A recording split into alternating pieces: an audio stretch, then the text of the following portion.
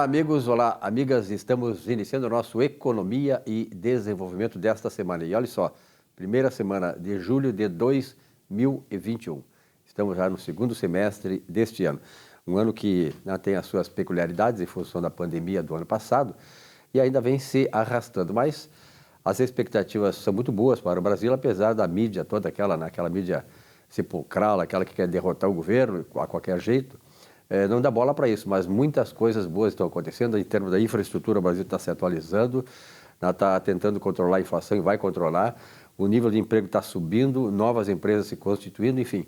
Há um cenário todo muito bom para o final deste ano e também para o ano de 2022. Estamos iniciando o nosso Economia e Desenvolvimento, como sempre, neste momento empresarial. E neste momento empresarial, aqui o Cristiano Buchor. Cristiano, obrigado pela tua presença mais uma vez. Silvio, uma alegria novamente estar aqui, né, nesse tão renomado programa, né, para a gente pegar e trazer esse assunto que tá tão em moda, que é a reforma tributária, né? Pois é, a reforma tributária que tem sido também muito discutida nesse governo, né, e que ela pode ter lá os seus defeitos, mas o objetivo é racionalizar a estrutura tributária do país, simplificar, que é a coisa mais importante, né, e se der, né, a gente reduzir um pouco o peso dos impostos que acabam inviabilizando os investimentos e até decretando desemprego, né? Porque na medida em que as empresas têm custos maiores daquilo que ela projetou, do que é a realidade do mercado, ela acaba também não contratando e até demitindo. Bom, como está a reforma tributária? É do teu agrado? Então, Silvio, estamos aí com a segunda fase da reforma tributária. Tivemos a primeira, né, que é a CBS ou a IBS, né, que são as contribuições sociais sobre bens e serviços. Agora, nessa segunda fase em que o Paulo Guedes apresenta, né, eu digo Paulo Guedes, o governo, né, desse governo, apresenta, né, para o Congresso,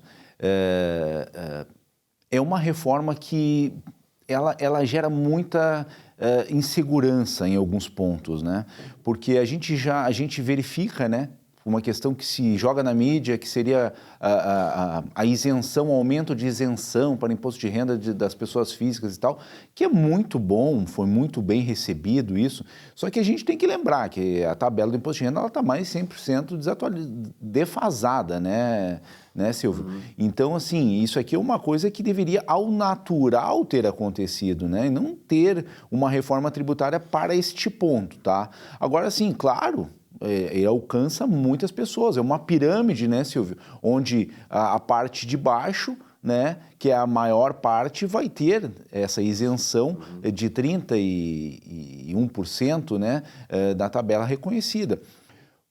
Para nós é muito bem recebido isso, entretanto, outras situações ali a gente acaba não vendo com bons olhos, né, porque a questão dos dividendos, por assim dizer, lucros e dividendos, é uma questão que ela já foi modificada há um tempo atrás, justamente fazendo uma correção. Ou seja, aquele empresário em que tem os lucros e os dividendos, eles são lucros e dividendos após a tributação do IR da pessoa jurídica.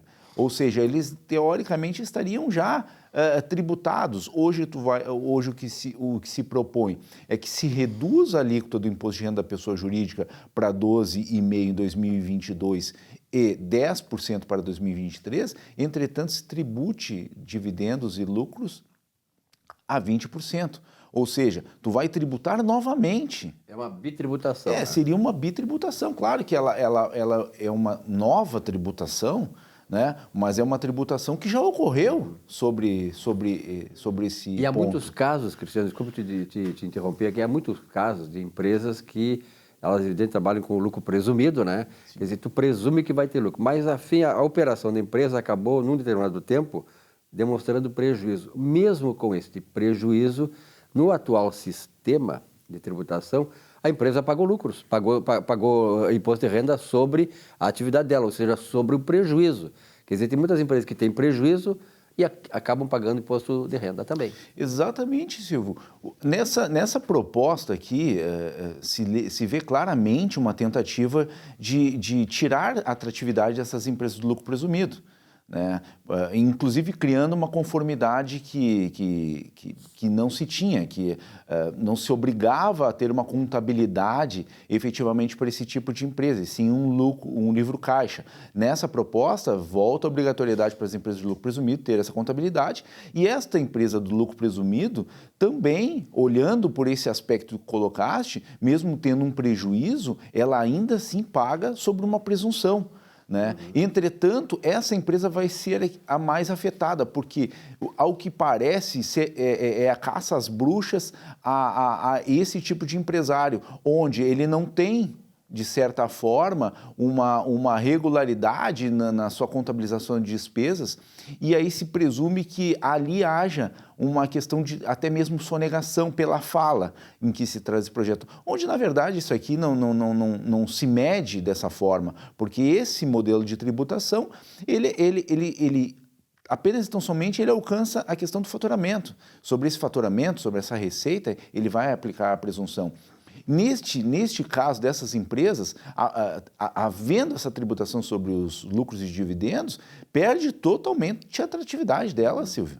Porque aí acaba o quê? Acaba onerando demais. Ela, além de pagar, né, uma tributação presumida de uma forma em que o próprio governo estabelece, né? Por exemplo, o prestador de serviços presume 32% de lucro, e aí sim tu aplica o imposto de renda, ainda assim a diferença que tu terias nesse caso, tu não poderia distribuir os dividendos. Esses 32% de taxação é sobre o lucro, é sobre a receita operacional, o resultado líquido da empresa? É sobre o faturamento, com algumas deduções legais em que a lei ela prevê, né? Sobre isso, tu faz a presunção. Voltando àquele ponto que tu muito bem colocou ali, Silvio, essas empresas de lucro presumido, de fato, em um determinado momento, elas têm prejuízo, pagam lucro. Entretanto, algumas delas, mesmo tendo prejuízo, acabam tendo distribuição de lucro, porque elas não reconhecem, às vezes, a totalidade das suas despesas. É esse ponto em que o governo pretende atacar, né? Entretanto, existem outras formas, na nossa concepção, outras formas de se verificar essa situação, porque o governo federal, ele traz essa reforma, essa segunda fase, com uma bandeira de simplificação. Nós não conseguimos alcançar essa questão da simplificação, porque no momento em que tu faz mais adiciona mais essa tributação, tu não está simplificando. Tu está, na verdade, criando uma nova obrigação, porque é uma nova forma de pagar tributo, uma nova DARF e tudo mais. Ou seja, a conformidade aumenta, Silvio. Então, na nossa concepção das empresas, né? Exatamente. Por quê? Se ele mexesse na alíquota, vamos supor, mexe na alíquota, a alíquota é 15, então passa para 20. E aí tu distribui o dividendo normal. Tu não mexeria na conformidade, no custo da empresa fazer essa operação. Na verdade é o seguinte, a empresa toda ela tem um objetivo, quer dizer, ela foi criada para fazer um tal produto, para oferecer tal serviço. São atividades fins da empresa. E outra é a questão tributária, a questão da relação com o fisco, é um meio através do qual a empresa realiza o seu fim, que é de produzir um produto ou oferecer um serviço. Ora, hoje a questão da produção, o fim da empresa é menos oneroso, é simples, e o que complica a empresa é exatamente o meio, Exato, através do qual ela faz as suas operações. Então, isso é que tem que ser simplificado. Então, Silvio, esse ponto é um ponto em que eu trago sistematicamente aqui nas nossas conversas, nas nossas falas. O empresário, ele quer a simplificação independente da carga tributária. A carga tributária, daqui a pouco, ela não é um empecilho, ela pode até ser aumentada em um determinado momento, só que se vier o melhoramento do ambiente de negócio, a simplificação, a redução do custo de conformidade, o empresário ele vai festejar isso. Entretanto, o que se põe sempre, né, Silvio, é o aumento da carga tributária e uma leve simplificação com aumento sempre da conformidade, de obrigações, né? Claro que a reforma tributária, Silvio, ela tem pontos positivos. A gente vê a questão do IR dos investimentos, claro que alguns fundos não gostaram e tudo mais. Entretanto, hoje a gente tem duas alíquotas de imposto de renda para aplicações financeiras, o mercado à vista e o day trade. Uma é 15 e outra é 20. Ele vai unificar, vai ser 15, vai ser muito bom. né, porque simplifica. Ele tem outro ponto que é muito importante, que há um tempo atrás se fez o quê? O escalonamento de investimentos. Olha, se tu deixar tantos anos, né, tu parte de 22,5 e vai reduzindo 17 e chega a 15. Agora volta tudo a 15. Aplicações financeiras, investimentos, 15%. Isso melhora. Com certeza melhora, até porque a pessoa não consegue controlar e, obviamente, que esse controle é feito pela fonte, né? Não é pela pessoa. Cristiano, depois de muitos anos, o governo anuncia aí o aumento da margem liberada do imposto de renda, né? Da pessoa física, né? Como é que tu vê isso aí? Quer dizer, hoje é R$1.000 e poucos reais, né? A isenção de imposto de renda da pessoa física e vai passar para 2.500, é isso aí? Então, esse é aquele primeiro ponto na nossa primeira fala. R$2.500 é muito baixo, Silvio, é muito baixo, é 2 salários, não dá 2,5 salários. Então isso alcança, ainda assim alcança... Não atinge a classe média, digamos. A classe média, só a classe baixa. A classe média, média baixa, não, ela permanece tributando. Claro que tem um escalonamento, 7,5, né? Tem todo aquele escalonamento. Mas a última faixa, que é R$5.000 pela nova correção, R$5.000 a 27,5, ela alcança com certeza toda a classe média e média baixa, né? Então, de certa forma, é uma correção, né, que já deveria ter sido feita. Então, a gente vê, claro, com muito bons olhos, a gente esperava isso, né? Assim como a gente espera que não se tire deduções, né, do imposto de renda, na verdade se aumente, porque a gente sabe muito bem que o aumento assim com vacina, medicamentos e algumas coisas não são dedutíveis. Então, muitas pessoas têm tratamentos contínuos, elas não podem, né, fazer dedução desses medicamentos. Ou seja, nós entendemos que deveria se olhar de outra forma para isso, Silvio. A gente entende que deveria se olhar com uma forma mais abrangente, né, para algumas outras deduções e, inclusive, corrigindo a questão das deduções de educação, que a gente hoje é extremamente baixa, né, Silvio? É extremamente baixa esse limite de dedução por educação. São valores históricos, né? Hoje em dia, uma prestação numa universidade, por exemplo, é R$4.000, R$5.000. Exatamente. Então, isso aqui acaba não corrigindo, né, aquela pessoa. E aí, nós como profissionais, a gente escuta, poxa, mas isso é injusto.